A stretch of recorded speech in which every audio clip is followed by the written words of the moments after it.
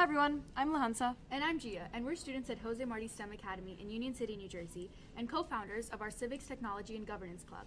With our advisors, Mr. Neryl Sandeep and Dr. Peter Michael, we're building something called the Datonomy Research Initiative, a student-led experiment in designing civic systems for the age of AI. Think of it like this. If data is shaping everything, healthcare, education, democracy, shouldn't we have a say in how that system works? That question became our project, Datonomy, and this podcast, Datonomy, Building a Republic for the Information Age, is the story of what we learned. Over 8 scenes, you'll see how a group of students tried to turn ideas about ethics and AI into something real, a civic marketplace where trust itself has value. We'll start with the big question: why democracy feels like it's moving slower than technology, and how one congresswoman's words lit the spark. Then, we'll meet the experts that help us name the problem, from entrepreneurs to ethicists, and why so many good ideas never reach the public. You'll hear how we designed a new kind of system, one that doesn't use just data, but governs it through 4 civic layers: redaction, obfuscation, tokenization, and trust scoring. We'll test those ideas in a live classroom simulation, our own mini republic, and show how students, teachers, and researchers built rules for fairness, privacy, and accountability. And finally, we'll look beyond the classroom to ask how something small can grow into a civic signal, one that helps rebuild public trust in the information age. This is our story, part science, part civics, part democracy lab. And we hope it leaves you asking, what would it look like if trust were built into every system we use? AI is moving faster than democracy. At least that's how it feels. Every week, there's a new model, a new app, and a new rule we didn't write. And while lawmakers try to catch up, classrooms like ours are already living in it, using AI to write, to reason, even to imagine. So that's why we started asking a simple civic question. If policy can't keep up, maybe people can. Maybe we can design systems that make AI serve democracy instead of outrunning it. And so also in my district, and this is to the panel again, I've seen our community colleges and polytechnical schools engaging in conversations with businesses about how they can best train workers to meet the new challenges of the AI workforce and provide them with the skills. Structurally, how does secondary education need to adjust to be able to adapt to the changing needs and the changing challenges that you're outlining? How can we better prepare students to enter into this workforce? I'll just do a very quick point. We do not have the data to say how AI will affect the economy. We have strong intuitions from everyone who works in AI that it will affect the economy dramatically. And I'd say before we think about what we need to teach children, we need a real study of how it's impacting things. None of us are able to give you a number on employment. And just because I have 6 seconds, what would you suggest to us to focus on in that study? I think it would be useful to look at the tractability for in-development technologies to be applied at large scale throughout the economy, and to look at the economic impacts of existing things like how we've automated visual analysis and what economic impacts that has had. Because it's been dramatic, but we don't have the data from which to talk about it. Thank you.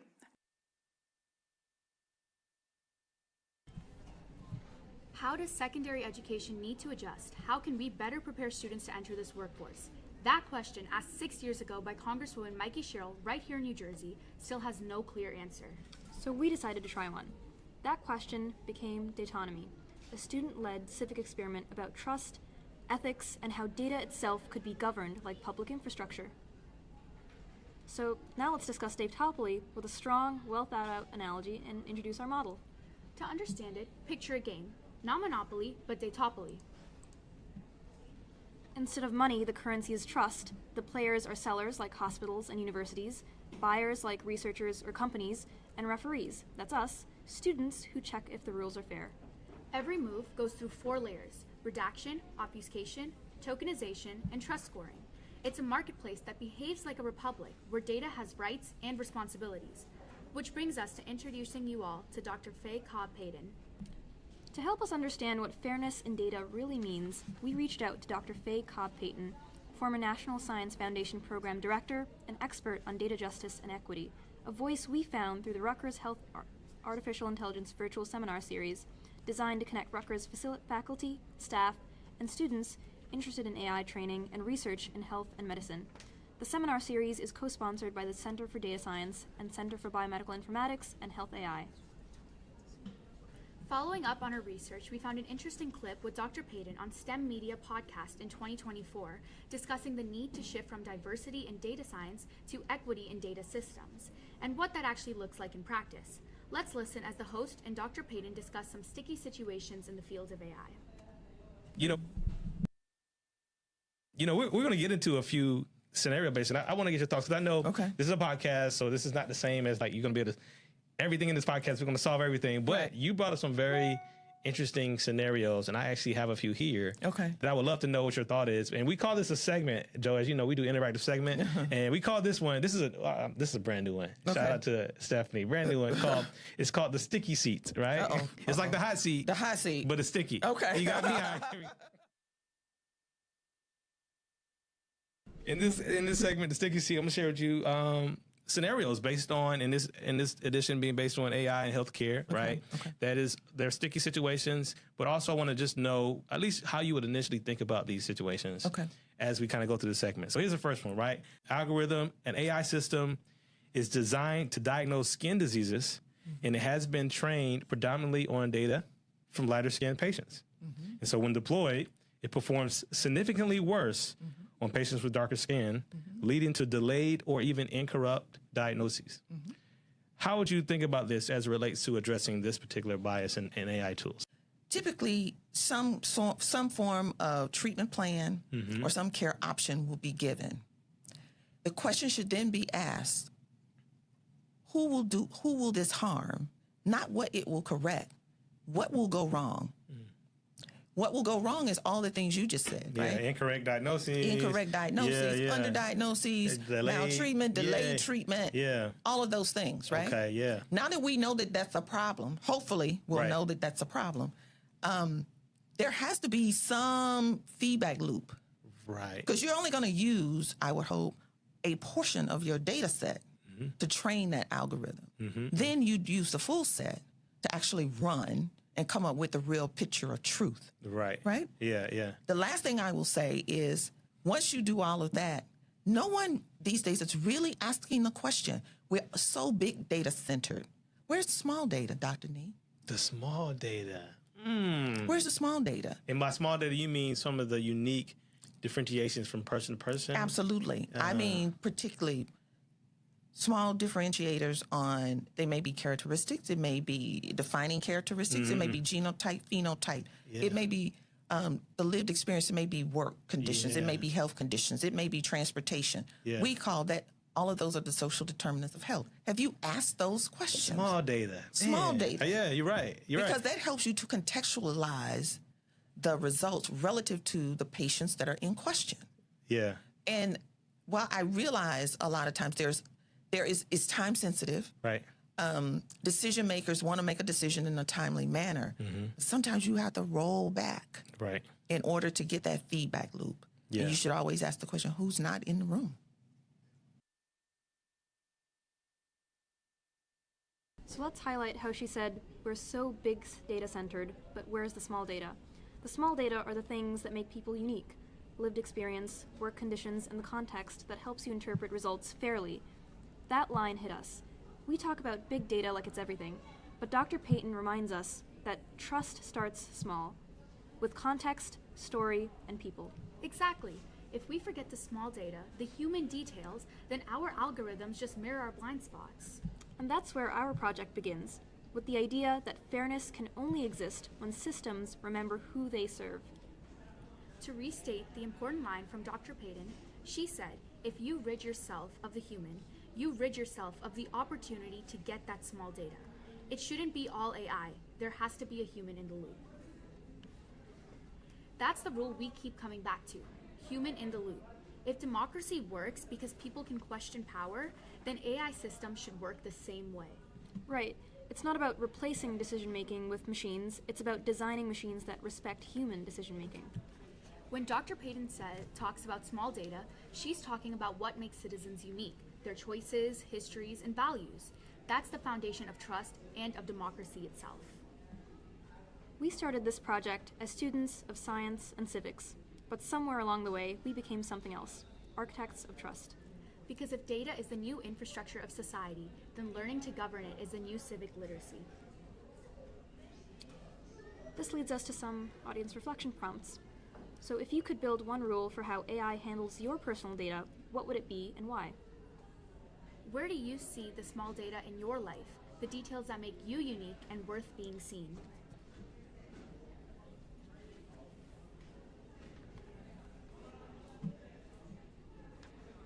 But before we could design anything, we had to answer a tougher question.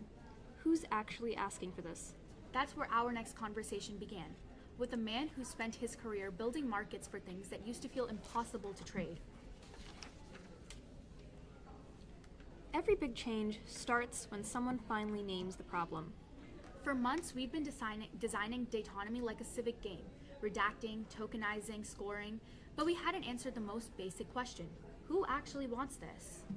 That's when we met Mario L. Baeza, a corporate lawyer and merchant banker who's built markets across industries.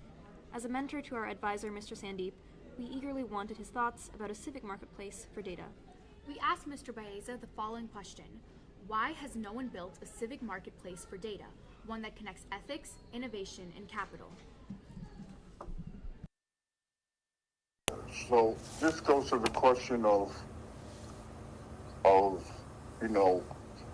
where's the proven demand? Who's demanding this solution is question number one. Who is demanding this? Now, normally,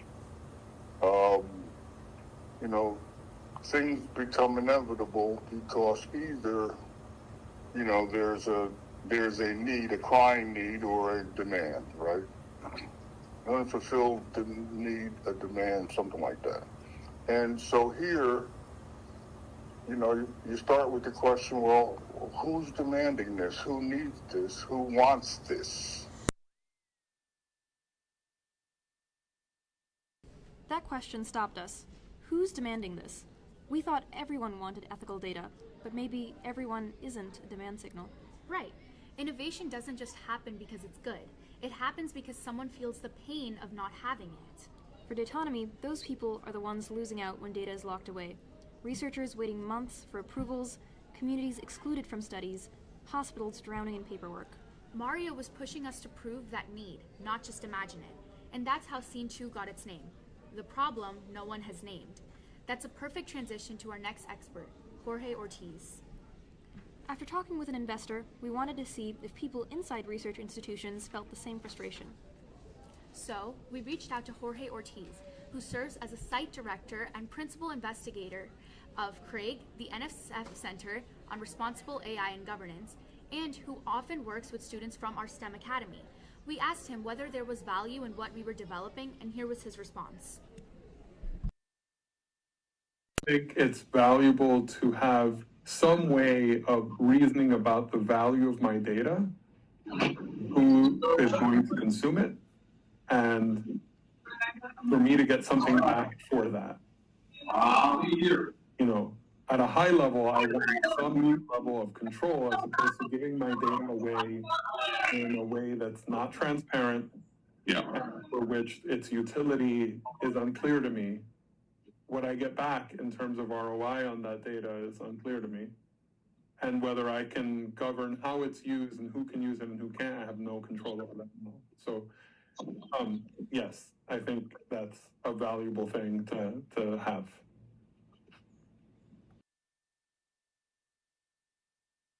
He said what so many of us feel but rarely say.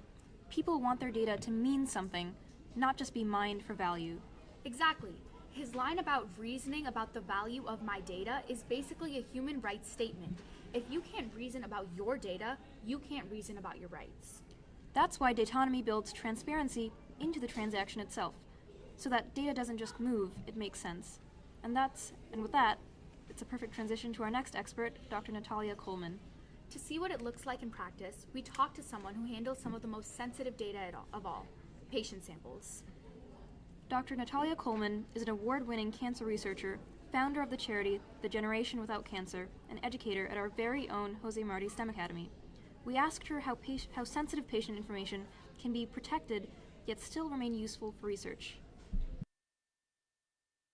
We are working with the patient data for decades and decades and decades. We work with IRBs, we have protocols, we are trained every year how to protect the patient data. I understand in new era of artificial intelligence, we need to kind of step further and develop a new current way to protect patient data.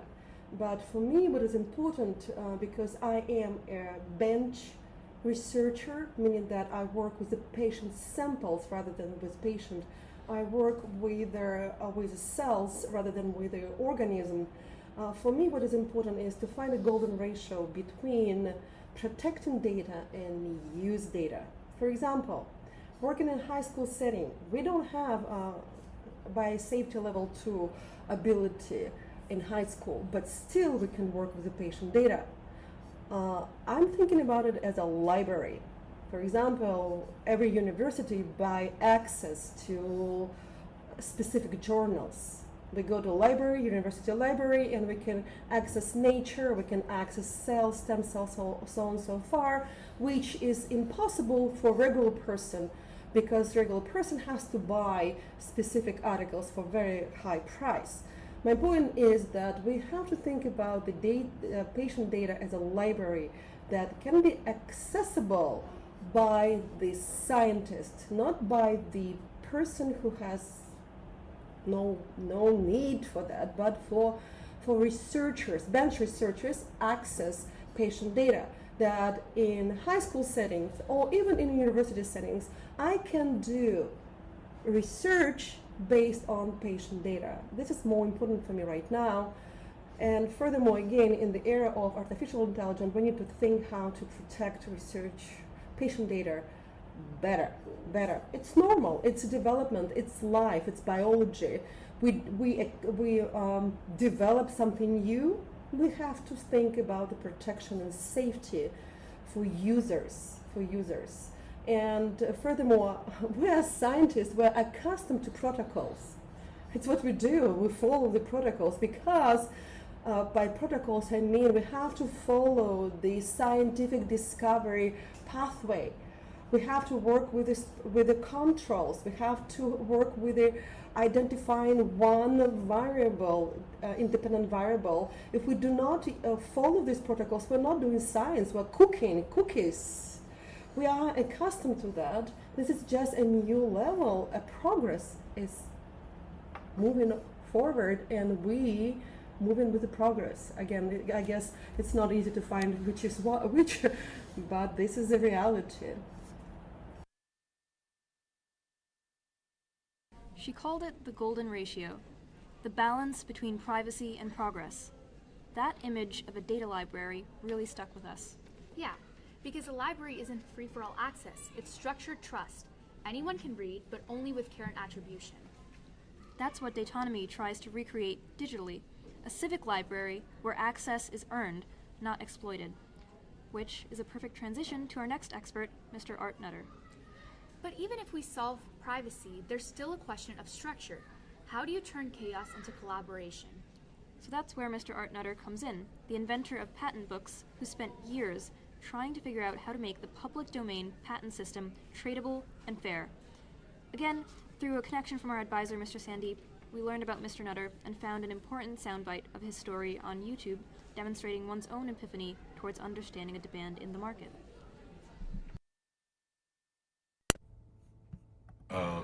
People often refer to their businesses as a calling. Okay, well, I got a calling. I'm sitting in a sauna one night, nobody else around, and I hear this voice that, Art, I need you to make patent transactions more efficient around the globe. There's nobody else in the sauna. I'm thinking, oh, okay, I'm in. I don't know what I'm doing, but I'm in.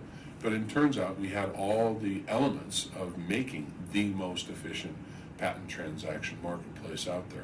And that is, we know the spectrum of quality in everybody's patent portfolio because it's exactly the same.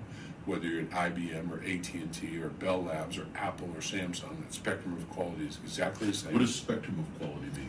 Means the volume of patents within the entire portfolio of patents that are really good, the ones that you could use in a litigation and win.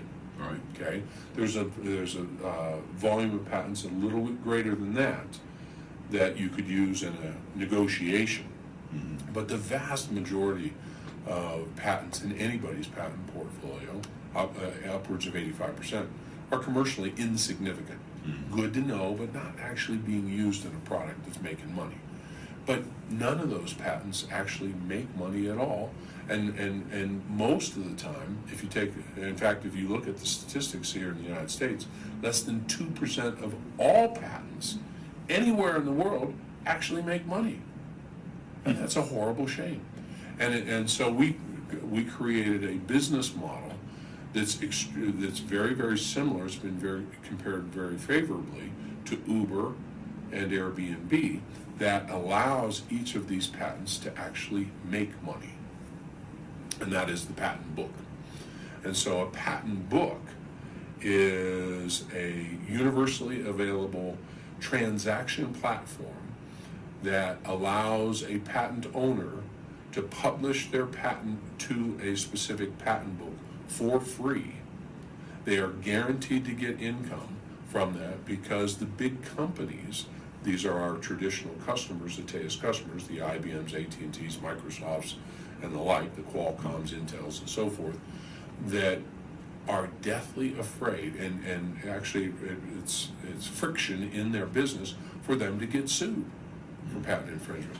These companies need to and want to use the latest and greatest ideas and inventions, but because there's so many of them, it's virtually impossible for anybody to negotiate licenses on a one-off basis with every one of those. What would be like? That's the same journey we're on. Patents, research, or health data, they're all unleveraged assets waiting for structure. Mr. Nutter taught us that transparency isn't just an ethical choice, it's an economic one. When everyone can see the rules, participation becomes possible. So whether it's patents or patient data, trust doesn't start with technology. It starts with people willing to bring order to the drawer. For the first time, we realized this wasn't just a school project. We were naming a civic problem hiding in plain sight. If society runs on invisible data, then visibility, seeing who benefits and how, is the first act of democracy. This leads us to some more audience reflection prompts. Who in your community feels the pain of bad or inaccessible data? What would data visibility look like where you live, in schools, hospitals, or City Hall? And if you could design one rule for transparency, what would it be? We'd named the problem and found others who felt it too.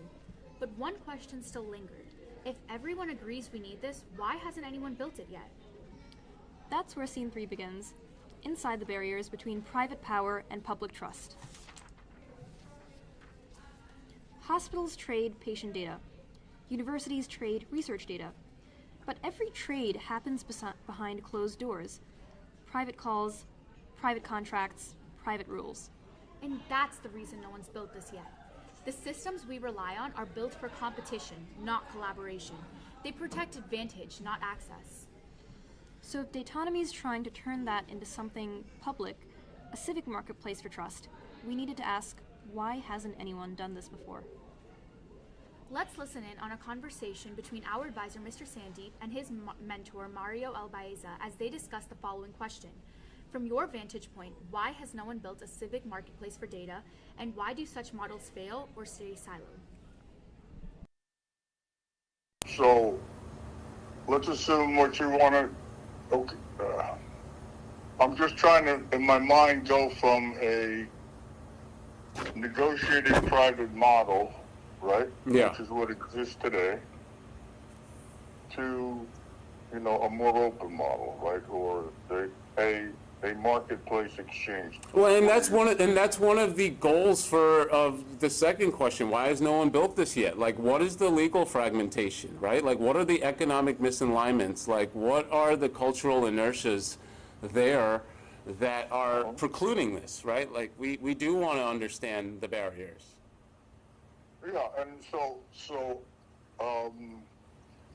that's why I keep going back to if it's being precluded, then somebody's hollering saying we need this, right? And because the way that it works now doesn't work. But no one's hollering and saying that because Johnson & Johnson's calling Rutgers, or Rutgers is calling Johnson & Johnson. They're offering a thing. They're negotiating a price. They're finding what it is that they want and how they want a data set, and the other guy's valuing it according to his uses. And that's the market today. Yeah. So it's a private negotiated market. Yes. So you want to turn a private negotiated market into in effect, publicly traded, or 100%. That single line, private market to public exchange, pretty much defines the gap we're trying to cross. Exactly.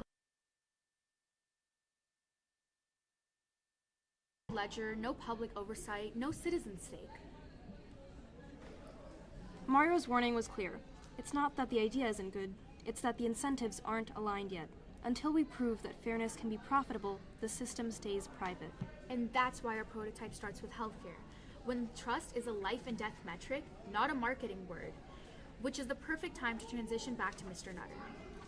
To see how a private system can be turned public, we can look back at the inventor who actually did it. Remember, Art Nutter, founder of Patent Books, took millions of dormant patents sitting idle in a filing cabinet and turned them into a shared marketplace. In this clip, he explains how a single idea pooling intellectual property into one transparent system unlocked value that individual companies could never reach on their own. That's the power of structure. When something fragmented becomes collective, everyone spends less and gains more. What used to cost corporations billions in isolated licensing can suddenly move through one fair, auditable exchange, and he explained that here with a quick anecdote. He had spent 10 billion euros with a B, 10 billion euros with a B last year on stupid patent things, things, okay? And I said, hey man, how would you like to have complete access to every single patent on the planet and put your patents into the marketplace and have them get paid by everybody else and according to their value?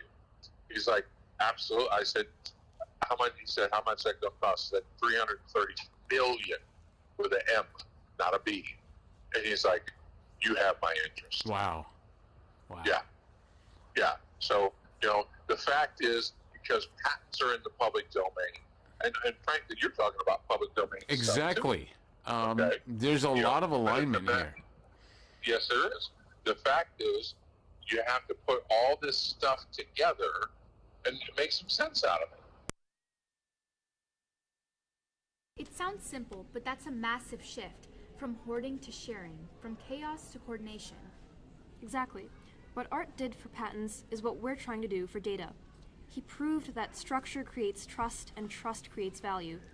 It's like he built the first road system for ideas, and now we're building the lanes for information. And this is the perfect segue into Dr. Nefti Sandy. Yes, and there's still one domain where the cost of failure is highest, healthcare. So we asked someone who sees that risk every day, Dr. Nefti Sandeep, a medical director in pediatrics cardiology at Mary Bridge Children's Hospital and health tech advisor to our team. We asked him what trust in healthcare data really looks like. When we talk about trust in healthcare and protecting healthcare data, I really think it comes down to accountability and oversight. I think it's a given that all patients expect that their healthcare data is going to be looked after with the greatest of care to ensure that only healthcare professionals have full access and that access is always granted on a strictly need-to-know basis.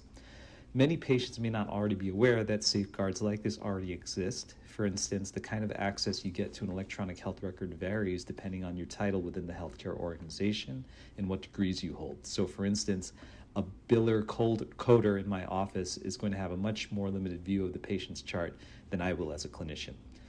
Now, as artificial intelligence enters the healthcare space and takes more of a foothold, hospitals and healthcare organizations in general are going to be encountering more and more requests for their patients' data from outside entities. For example, I can envision that governments will be after it in order to help drive policy making, allocation of resources, financial and personnel and equipment, etc. Insurance companies will always be looking to cut spending on their constituents and ensure profitability. And these are all quote unquote good actors who can still engage in potentially unethical data requests and data access. And now we haven't even touched upon the bad actors who maliciously hack electronic healthcare systems to acquire highly sensitive data and hold it hostage in exchange for ransom. So it's not enough for hospitals just to say out loud or write on a waiver form that a patient's data will always be used ethically and responsibly and will always be protected. I've always felt that rules are pointless and useless if you're unable to or unwilling to enforce them.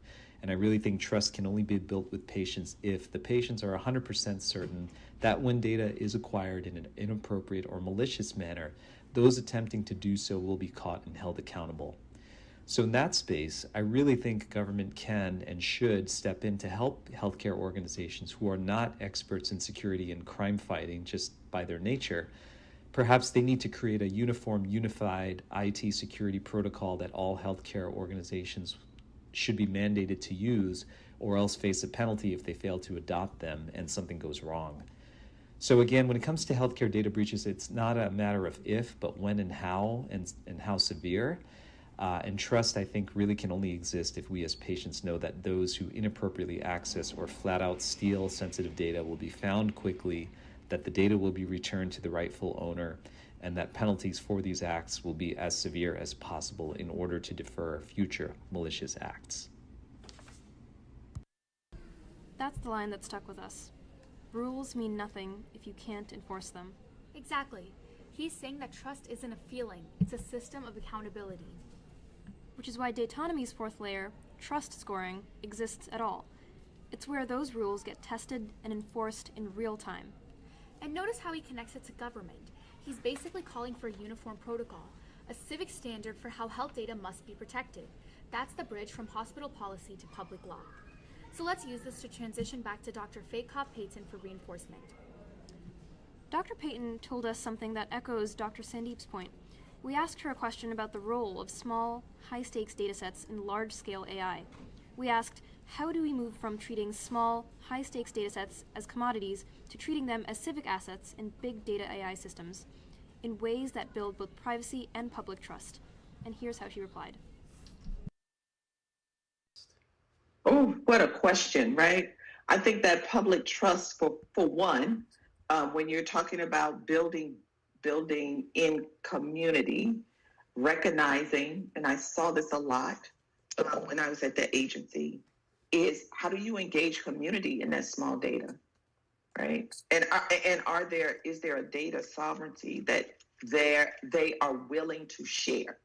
So at some point, the co-creation, the collaboration is going to be very important, but that's the most difficult part. The technical part is not the difficult part. It's the change management piece. It's the collaboration. It's the assuring that how do you weight that in the models? And I think those are the things that are really important.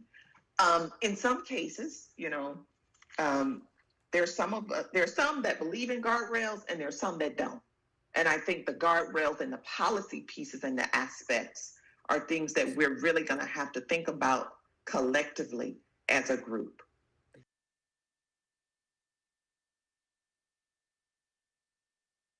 So she confirms that the technical part isn't the hard part.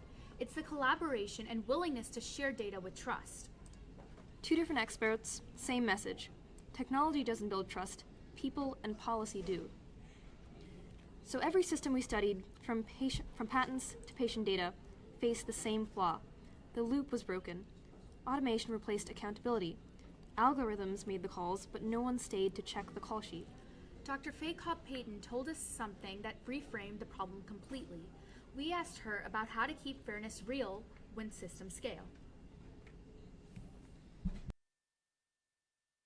As deployed, I agree with you on that. I see what you're saying. Yeah. Yeah. So, for young people, I would really hope, and, I've really tried to do this in a classroom context, understanding, having data literacy skills. Yes. Is so critical. But with AI now, it's not that you put something in and AI spits something out. It's what questions are you prompting AI, right? It's almost like prompt engineering. Yeah. Right? Yeah. And how you prompt will train Yes. the algorithm. Yeah. But knowing what to prompt is a skill set in and of itself. What questions to ask, and then how to interpret the data that comes out of that. That's amazing. Yeah. The other thing I will say, especially for, our future STEMers, being flexible and agile in an interdisciplinary way. So if you're civil engineering and I'm industrial engineering and someone else is psychology and someone else may be, I don't know, political science, because they do just as much AI these days as anyone in political science. Yeah. Can you function on a team like that?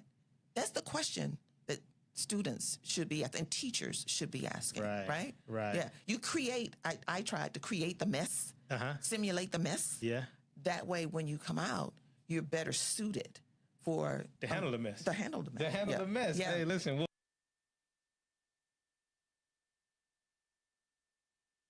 That line, "there has to be a human in the loop," hit us hard, because what she's really saying is trust can't be automated.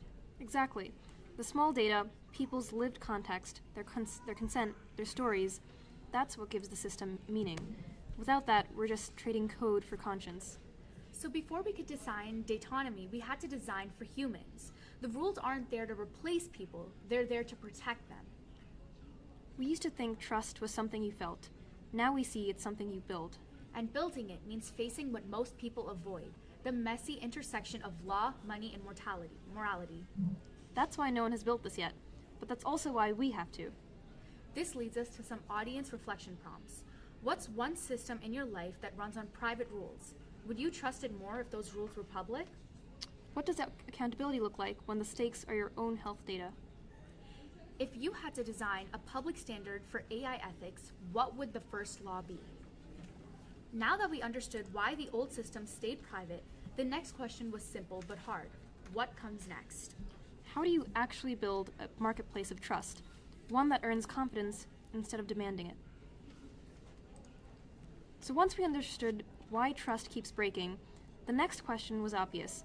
What would it take to design it from the ground up? Not as another app or startup, but as an architecture, something you can stand on, question, and improvise.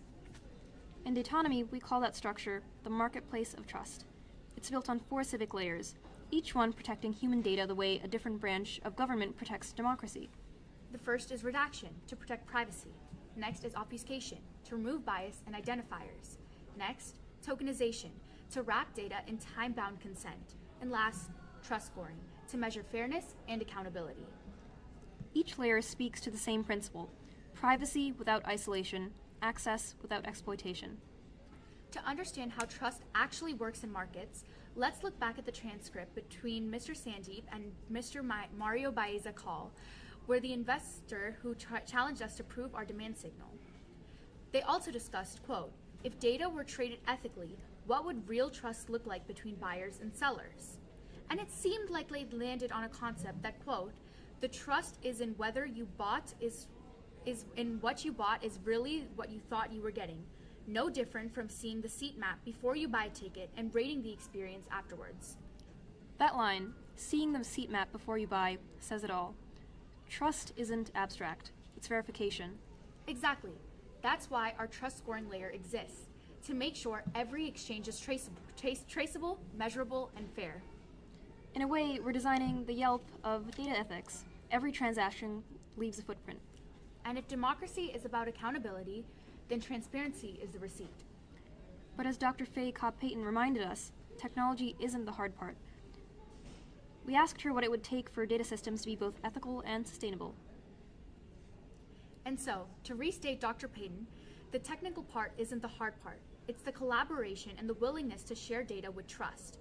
We're so big data centered, but where's the small data? The small data are the things that make people unique. Lived experiences, work conditions, context that really help you interpret results fairly. She's talking about the human context that numbers alone can't capture. Big data tells us what happened. Small data tells us why. And when you lose that context, you lose fairness. That's why every dataonomy layer keeps humans in the loop. No decision is made without a trace of empathy. It's like she's rewriting the design rule. Collaboration is the code, which is perfect time to transition into Dr. Sarah Scharf.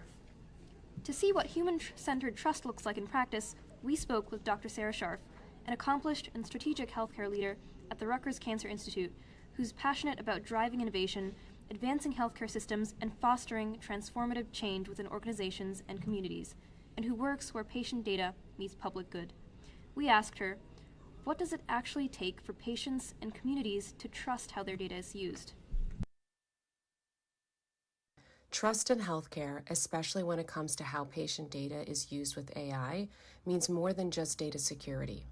It means patients and communities know their information is being used to truly benefit them.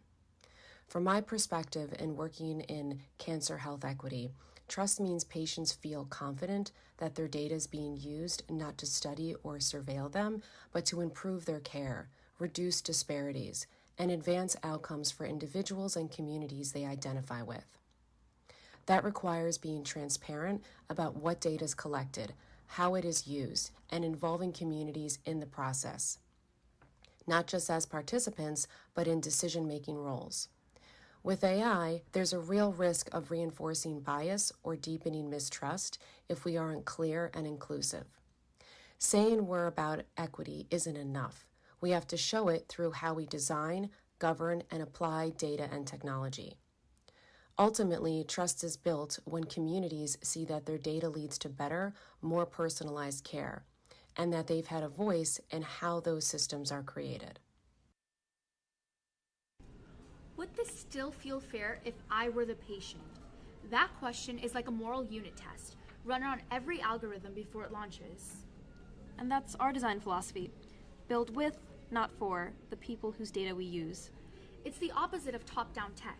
Instead of designing around profit, you design around the people. And that's how a civic system earns legitimacy, not through speed, but through shared authorship. And I sense this is the perfect transition for our next guest, Vikram Venkataraman. Of course, trust can't survive on good intentions alone. We asked Vikram, a sales and strategy executive, middle market banker, entrepreneur, investor, and healthcare SME, what it takes to make civic systems sustainable. We asked him about making civic tech work in the real world. Specifically, from your perspective as someone who's worked at the intersection of business and healthcare, what would it take for a civic technology project like Dataonomy, designed by students to make data sharing more ethical, to actually take hold in the real world? Yeah, honestly, most ideas that are great don't fail because they're just wrong. They fail because they just don't fit into people's daily lives. For Dataonomy to really work, it just needs to start by solving one real problem that people already have, like reducing paperwork or helping hospitals share information faster or giving communities more control over how their data set is used. If you can find a way to make people's work easier or more trustworthy, you don't have to convince them. They'll just naturally adopt it. That's how civic innovation spreads, right? It's not through some set of slogans. It's through usefulness. That line hit us. Not through slogans, but through usefulness. He's right. Civic systems only survive if they make daily life easier, fairer, and more human. Dataonomy has to feel like infrastructure, not an app, not a policy, but a quiet utility that people come to rely on. That's how trust becomes invisible, but indispensable. If we can help one hospital save time, one researcher share data safely, one patient see where their consent travels, that's how civic innovation spreads. Not because it's trendy, but because it works. That step-by-step model changed how we saw our project. You don't build a republic overnight. You build it like trust itself. One decision, one correction, one conversation at a time. And transparency is what keeps people walking beside you instead of watching from afar. That's why our next guest, Dr. Wu Li, professor and chair of chemistry and chemical biology at Stevens Institute of Technology, could see dataonomy as the missing civic layer for his own groundbreaking work in the field of AI. He's building Explore AI at BC, a 10-year National Science Foundation project connecting college and high school students through responsible AI learning. We asked him what his vision was for the next 5 years of AI education. Hi, I am Wu Li. I'm a professor and I chair the Department of Chemistry and Chemical Biology at Stevens. How do I use generative AI for work every day? Over the past 2 years, AI has become part of my everyday work. For teaching, I use it to design learning activities and draft lesson plans. For my biology course, I built Bio 181 AI Assistant so students can clarify difficult concepts, test themselves with practice problems, and assess biotechnology application ideas from ethical perspective. I also use ChatGPT to help organize and structure my ideas and improve my writing through iterative editing. How do I project to use AI 5 years from now? I am building Explore AIBC, the exploration community for artificial intelligence, biology, and chemistry for college and high school students in northern New Jersey. This endeavor is enabled by new grant from National Science Foundation. Our mission is to transform science learning experience by connecting students, professors, and career role models from economic sectors ranging from biotech to medicine in our region. I envision this community over the next 5 years will help us innovate how we learn and teach critical human skills in the age of AI. For example, we are using short videos like mine here to capture how AI is being adopted and used in professional workplace by scientists and healthcare professionals in our local area. What is my advice to students on AI use? I encourage students to learn, practice how to prompt generative AI with 5 A's: aware, apply, assess, aspire, and acknowledge. Aware, understand both the power and limit of AI. Apply, to explore ideas. Assess, always AI responses critically. Aspire, to project new possibilities with AI. Finally, acknowledge the AI tools we use. In summary, let's use generative AI responsibly and to sharpen our critical human skills. That's the bridge. Dr. Li's building the practice, we're building the governance. Exactly. His responsible AI classroom becomes our civic AI laboratory. Together, they complete the loop, from learning how AI works to deciding how it should work. Trust doesn't come from code, it comes from community. Because no algorithm, no matter how advanced, can replace the shared human work of deciding what's fair. This leads us to some audience reflection prompts. What makes you trust a system, the technology or the people behind it? How can collaboration itself become kind of code?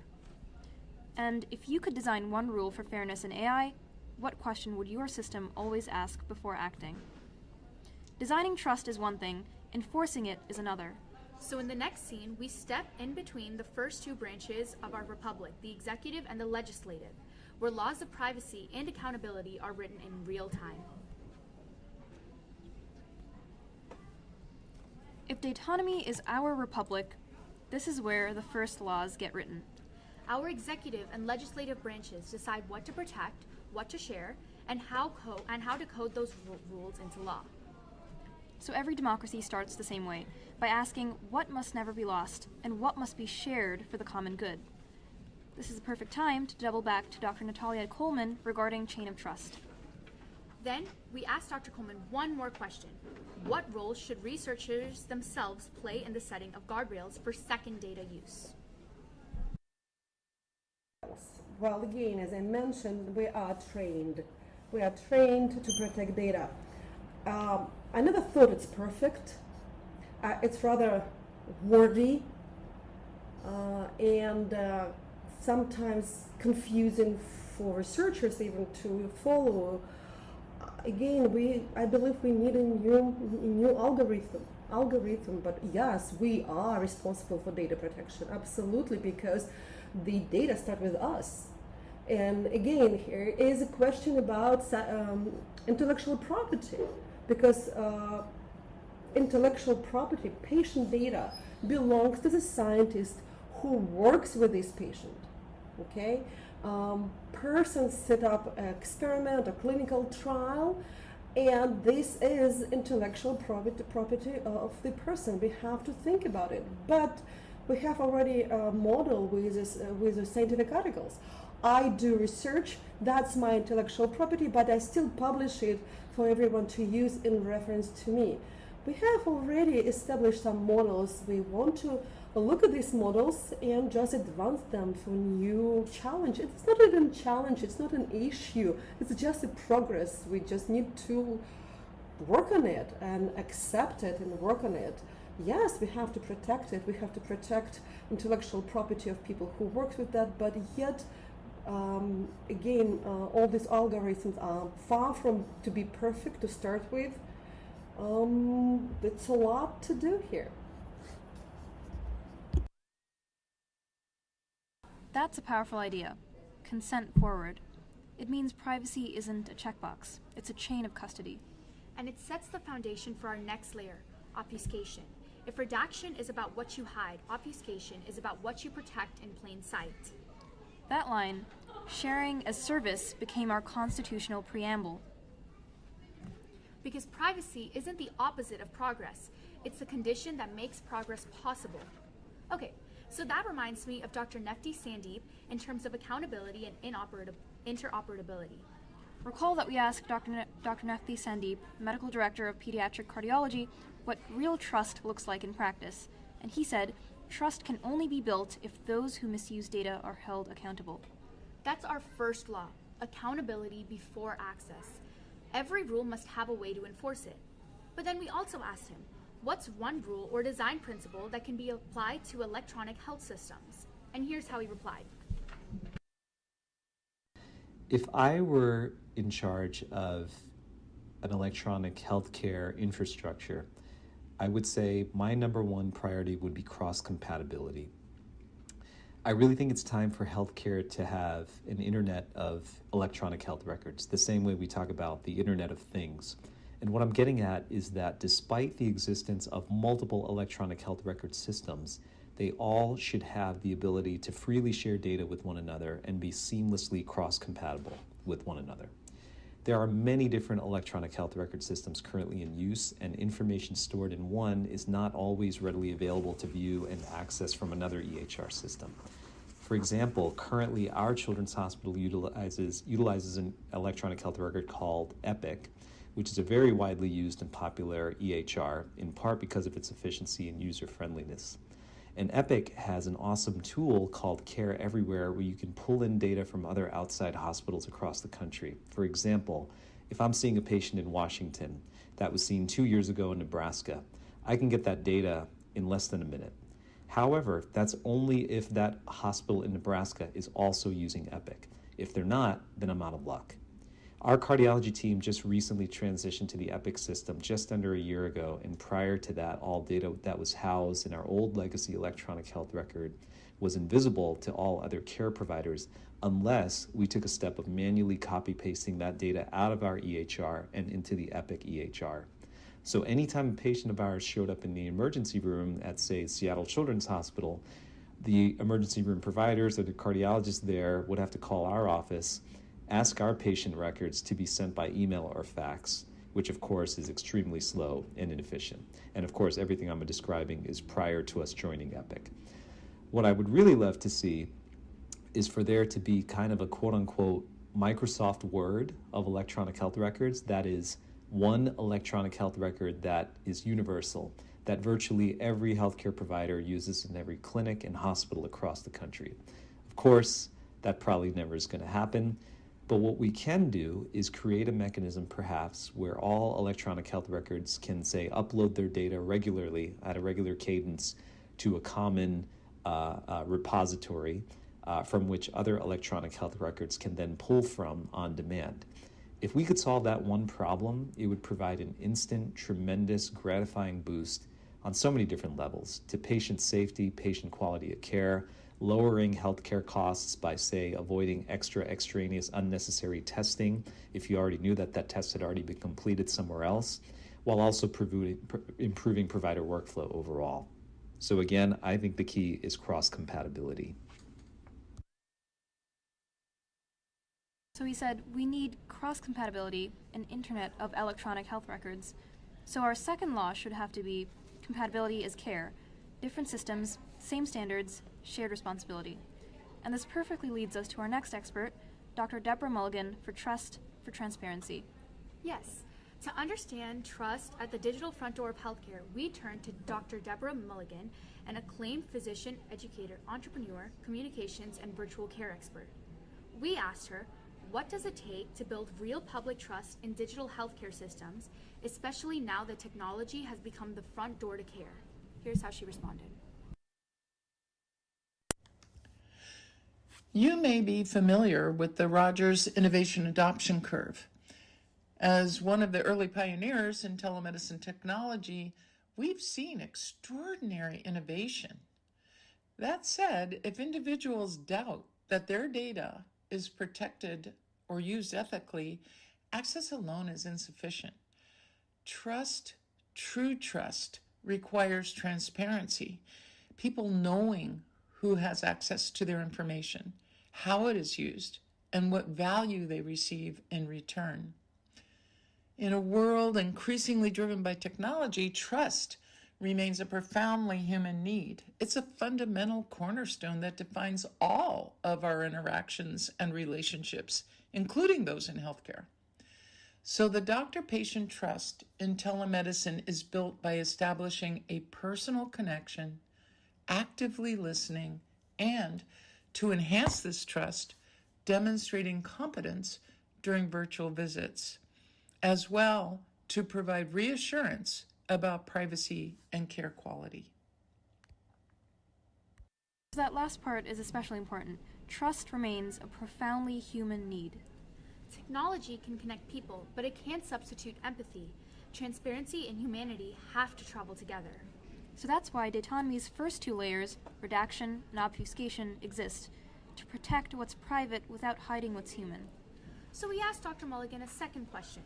If telehealth were treated as civic infrastructure, not just a medical tool, what design principles should guide that shift? If telehealth were treated as civic infrastructure, it would be designed as a public good, universal, equitable, and grounded in trust. Its systems would ensure access for all, integrating broadband equity, multilingual design, and assistive technology. Of course, governance would emphasize ethical transparency, interoperability, and democratic participation, allowing communities to co-create and oversee how health data and platforms are used. The design would most certainly center on human relationships and public continuity, ensuring quality of care. So when designed as civic infrastructure, it can truly help everyone. That's what we mean when we say healthcare is democracy's proving ground. She described telehealth as public infrastructure. That's exactly how we see Datanomy. Ethical design plus public oversight equals civic trust. So our next law practically wrote itself. Rule number 3, access with equity. Because inclusion isn't just an afterthought, it's infrastructure. Okay, time to have a mock student legislative simulation right here and right now. All in favor of Rule 1, privacy with purpose. Rule number 2, obfuscate to illuminate. Share the signal, not the story. And now rule number 3, access with equity. Stewardship, accountability, equity, trust. The first pillars of Datanomy's constitution. Because in democracy and in data, laws only matter when people believe they're fair. We started with Dr. Sarah Scharf, a healthcare leader and ethicist who works where data and dignity meet. We asked her, how do we know when a data system is truly fair? And she said, fairness is measured by who feels seen, heard, and respected. That's the simplest and hardest metric there is. It's not just about clean code or compliance checklists. It's about people feeling recognized inside the data that represents them. Then we asked her another question. How do you turn ethics into something that actually works in practice?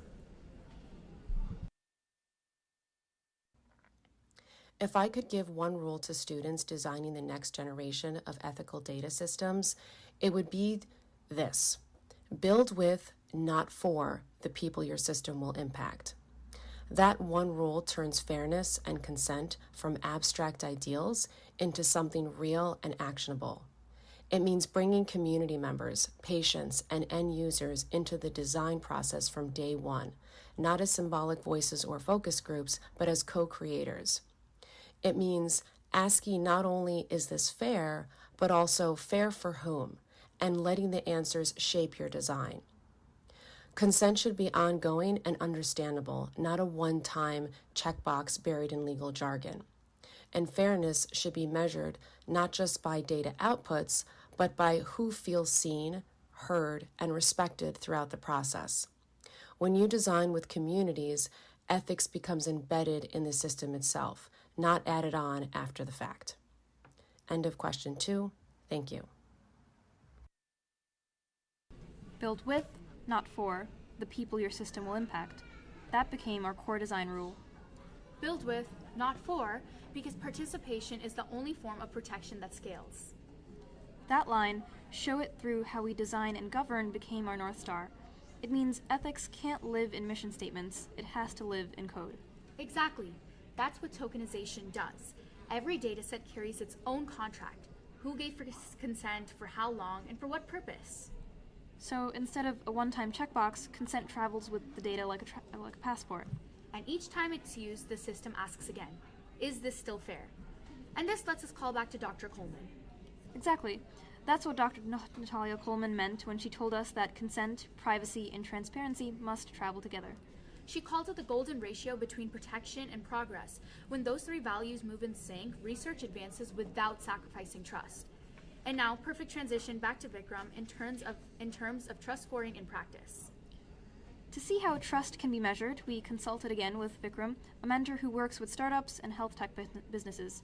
We asked him about lessons from startups and small businesses. Specifically, what lessons from startups and small businesses could help students design a civic system that's both ethical and sustainable, something that lasts beyond a school project. Yeah, I guess the key lesson is this. You don't build sustainability by chasing some idealism or perfection. You build it by earning trust. You know, in most industries, companies that last are the ones that listen to actual feedback, that then measure impact, and then they evolve in the most transparent way possible. Civic projects really should be no different. If you can show that, you know, your system is going to save time, improve access, build trust, and partners naturally just want to stay involved. You know, you really just start small, celebrate those small wins, and then always link progress to purpose. That's how small business and civic systems become movements. Progress to purpose. That's exactly what Datonomy's trust scoring does.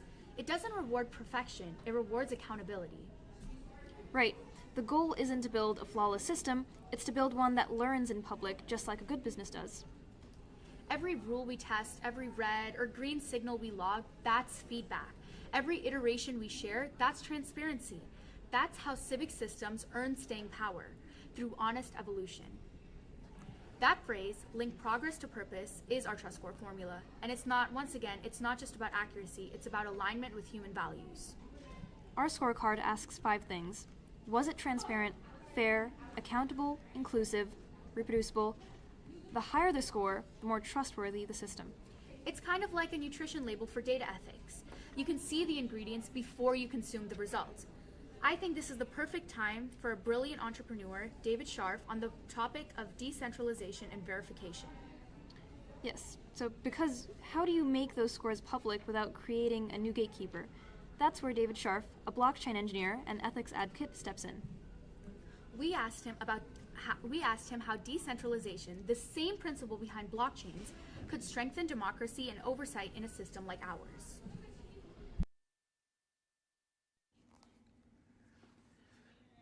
When we talk about decentralization, it can sound abstract, like a buzzword from the crypto world. But at its heart, decentralization is a very human idea. It's about trust and how we build it when no one person or institution can be trusted completely. In traditional centralized systems, all authority flows through a single point, a government agency, a corporation, or a platform. Think about the websites where we get our news or the banks that hold our money. These systems make decisions on our behalf, often behind closed doors. And when power is concentrated, mistakes or manipulation can spread just as fast as the information itself. We've seen this play out online every day. Misinformation amplified by algorithms that we can't inspect, personal data sold or leaked without consent, scams that thrive because we're forced to trust a middleman that we can't verify. The problem is that people aren't necessarily bad. It's that centralized systems asks us to blindly trust the people running them. Decentralized systems flip that logic.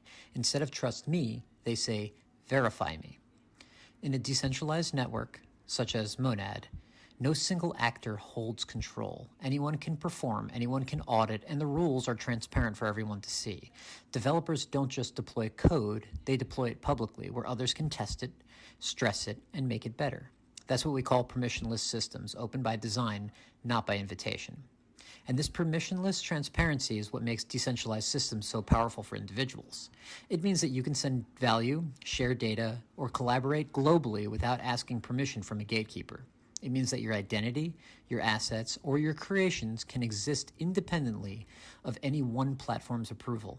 It's financial freedom, creative freedom, and informational freedom coded into the infrastructure itself. Now, this is where things get interesting.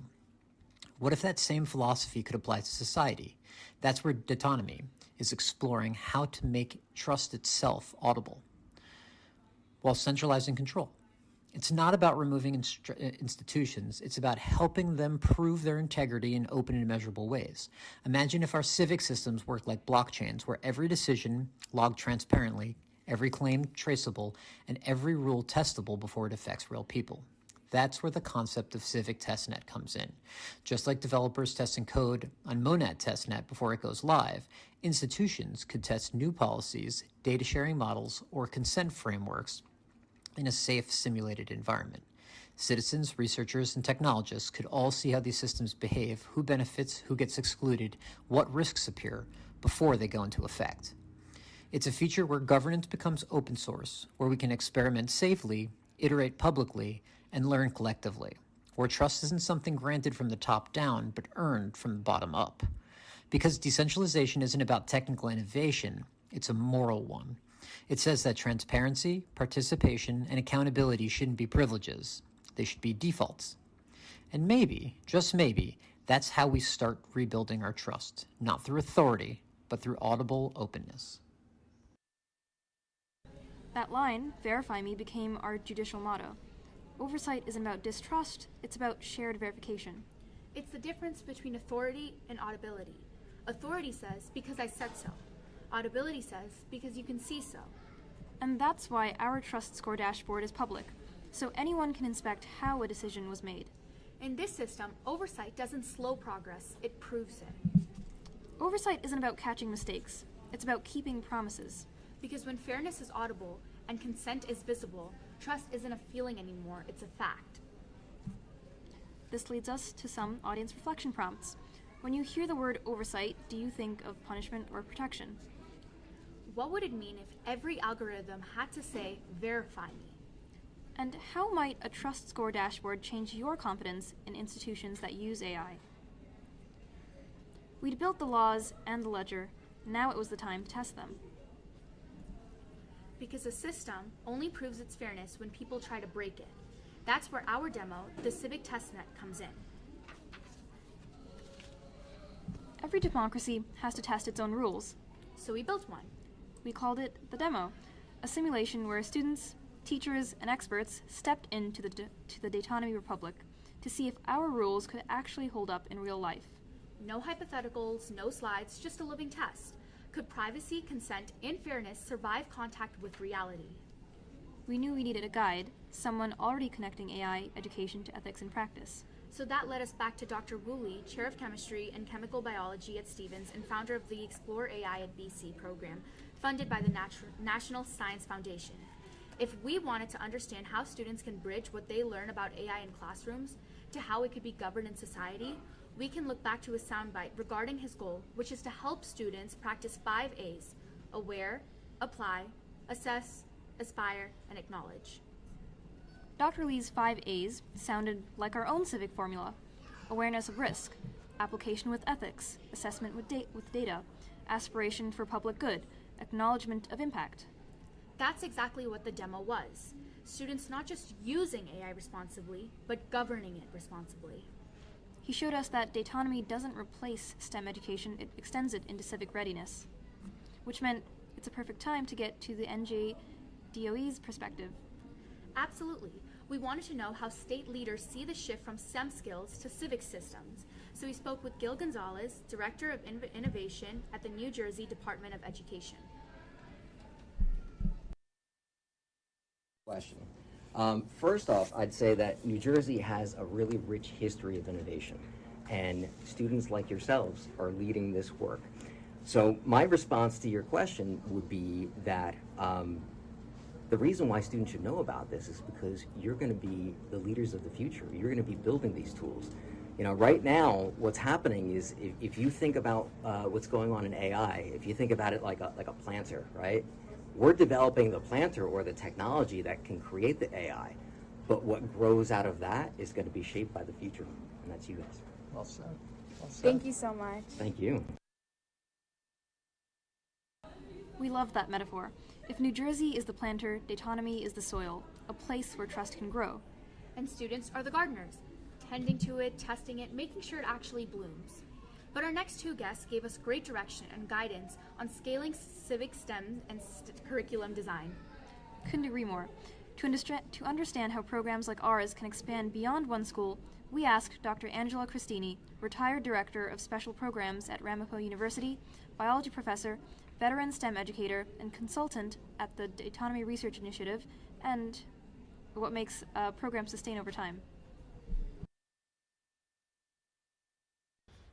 In my experience, programs scale when they are useful to everyone involved, like students and educators and the communities that they serve. What we learn from climate education is that when students work on real problems with local data, like tracking local flood events, air quality, and mapping health access, they start understanding how their learning contributes to the common good and possible actions to address the problems. Dataonomy has the same potential.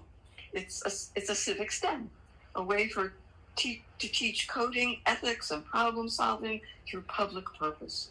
If we build to connect K-12, higher ed, and the communities, we are really creating a curriculum that's really aimed at creating a civic ecosystem. She's right. What we built wasn't a lesson plan, it was a public service experiment. Civic STEM isn't another subject, it's the thread that ties every subject to purpose. Which leads perfectly to Dr. Vicki Madden for the curriculum connection. Dr. Vicki Madden, a well-renowned New Jersey curriculum designer who builds cross-disciplinary programs, put it best when we asked about how to bring dataonomy into schools without overloading teachers. That's a great question, because true curriculum innovation doesn't always mean adding more. It means connecting what's already there. You can teach civic responsibility in science when students study the ethics of data, when they code with transparency in mind, or even in health when they learn about informed consent. If we frame every subject as part of the democratic process, where decisions depend on good evidence, fairness, and accountability, students start seeing themselves not as learners inside a system, but as future designers of systems. That's what our demo did. Connect what was already there. Science became ethics, coding became civics. And our classroom became a test site for democracy. Well, let me give you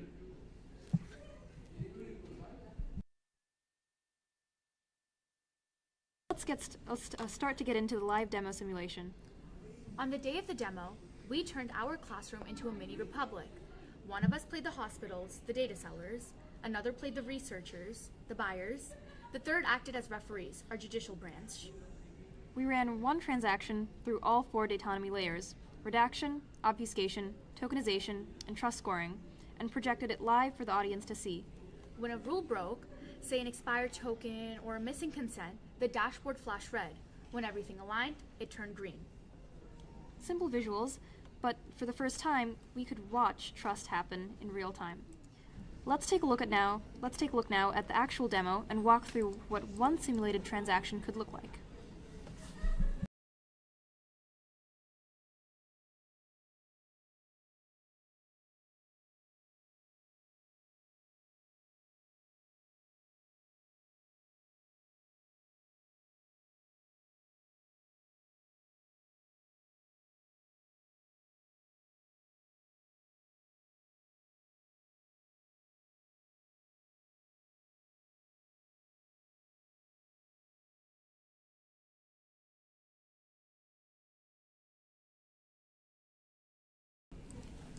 Even teachers and guests leaned in, because the moment was bigger than the data.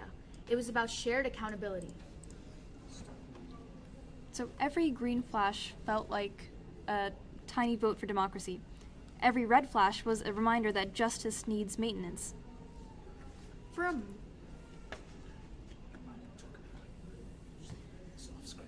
So as you can see here, we have our demo. So we have a data buyer portal and a data seller portal. So when the trust score is aligned in the buyer and the seller's portal, that basically means that the requirements that the buyer has on their end matches with the requirements that a seller would want on their end for their data sets. So based on who you are as either a doctor or a researcher or the public, your access to certain data sets can also change. So the redaction options we have are, for example, name, date of birth, social security number, gender, and condition. And you can select which items you want to redact. And once you redact the text, you are left with a redacted version that is giving you the remaining information from that data without the sensitive information. And along with that, like I said before, there are access conditions based on who you are. So if you're a doctor, you might have a different set of data available to you compared to being a researcher or the general public. So if you're a researcher and your dataset requirements align, then the trust score would turn green and you would be able to share and send data. And you can see that the data has been transferred.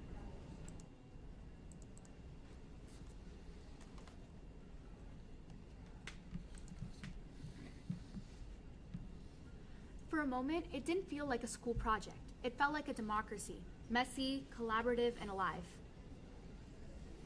Because the real test of any system isn't in its code, it's in its citizens. This leads us to some more audience reflection prompts. If you were in the demo, which role would you play? Seller, buyer, or referee? What does a green light look like in your own community when trust is earned? Do you think democracy can exist without a dashboard? Why or why not? By the end of the demo, our trust score wasn't just a number, it was a signal. A signal that maybe this could work beyond our classroom, across New Jersey, across sectors, maybe even across the nation. By the time the demo ended, the room felt different. Not because we solved everything, but because we started something. We weren't just students anymore. We were farmers, framers, sketching what a digital constitution could look like. The question now is simple. How do we carry this past our classroom walls? And for that, I think it's important to showcase the work of Congressman Ro Khanna, who is focused on data trusts and public welfare, who has championed an Internet Bill of Rights to give citizens more control over their personal data. Exactly. So let's look over to Congressman Ro Khanna, who's been leading the national conversation on ethical AI and data rights. Specifically, let's hear him paint the stakes. What's the promise of AI and what's the danger? Well, let me give you an example of a benefit and let me give you an example of a potential danger. So a benefit is someone is rushed to the hospital because their stomach is hurting. Now, a doctor is going to order with the nurse a lot of tests and try to figure it out. But imagine if the doctor on his phone, she or he could put the symptoms in and out came, okay, based on all of the people who come in with a stomach pain in their lower right abdomen and these symptoms, here are the 6 things it could be. It could be appendicitis, it could be muscular spasm. And so you still need the doctor making the judgment, but the doctor now is going to be armed with predictive information based on AI. And probably if you know the person's gender, if you know their age, if you know their race, if you know past symptoms, the AI would be able to give a fair amount of information about what it could be, and may even provide certain rarer types of diagnoses that a doctor may not think of right off the top of their head. So that's a positive use case. Let's think of a negative use case. We know that redlining and Jim Crow led to the denial of mortgages to a lot of Black Americans. That data is out there. Now, if we feed that data in to an AI system to make decisions about who to make loans to or mortgage loans to, it's going to take into account all of the information that was a consequence of redlining and segregation and put out results that would make it less likely for Black Americans to get those loans because it doesn't know that that data was generated based on institutional racism. So if you have flawed data in, you can get flawed outcomes out. All right.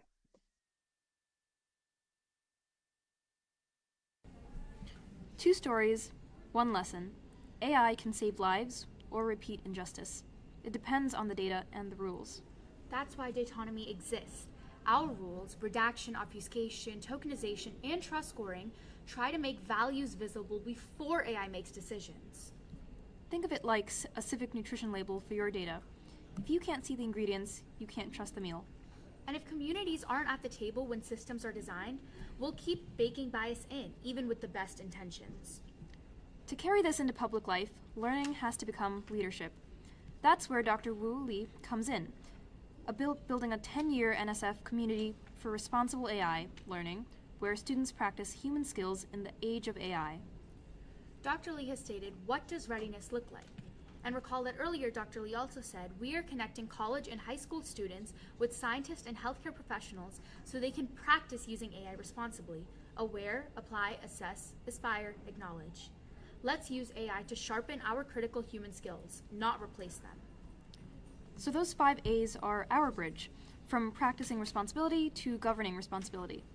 Explore AI at BC is the practice. Dataonomy is the governance. Together, they turn classrooms into civic laboratories. Remember that we asked Dr. Angela Christini how efforts like ours scale, and recall that she said, programs scale when they're useful to everyone, students, teachers, and communities. When students work on real local problems with real data, learning becomes a public service. Dataonomy is civic STEM, teaching coding, ethics, and problem solving through public purpose. Civic STEM isn't a new class. It's the thread that ties all classes to the common good. It's how education becomes infrastructure, not just for skills, but for trust. And to discuss data access and small business equity, we consulted one last time with Vikram. We asked him about lessons from startups and small businesses. Specifically, we asked, in your experience helping small businesses grow, has access to high-quality data ever been a limiting factor? And how might a civic data system like Dataonomy change that?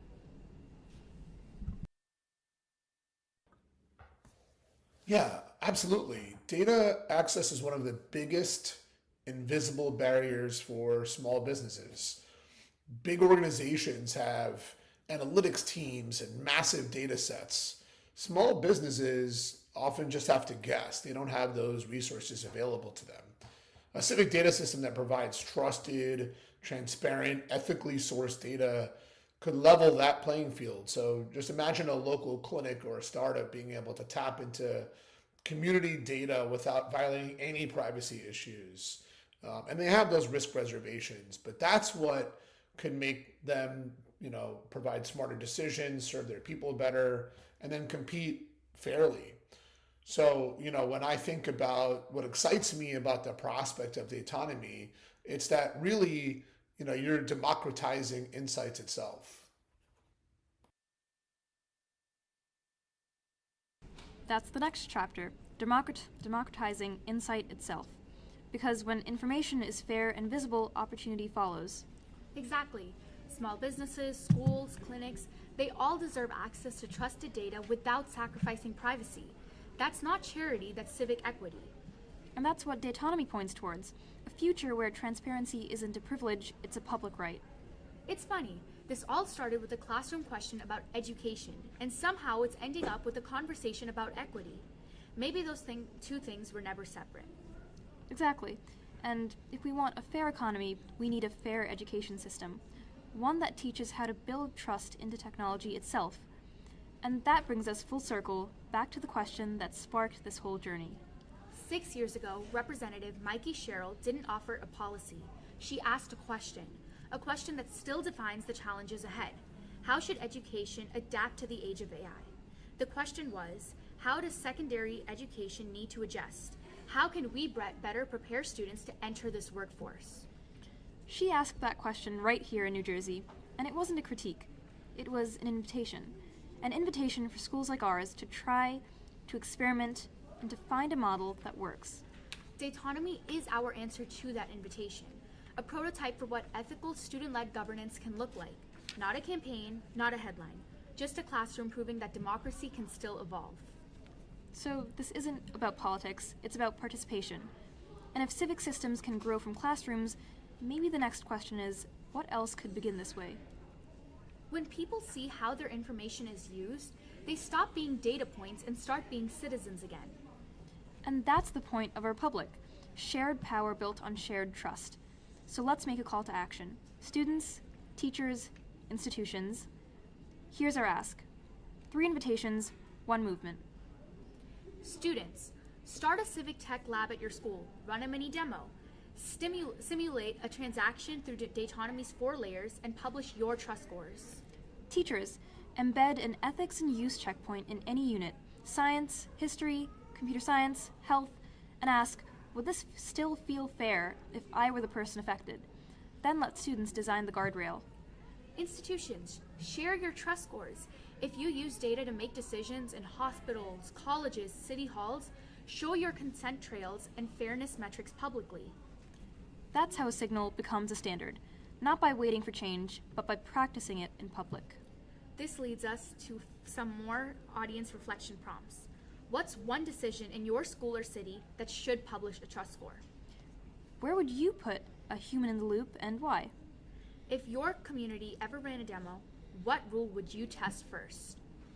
From a single classroom in Union City, to hospitals, universities, and communities across New Jersey, to anyone, anywhere who believes that trust can be engineered, this is our civic signal. Dataonomy, a republic for the information age. Thank you.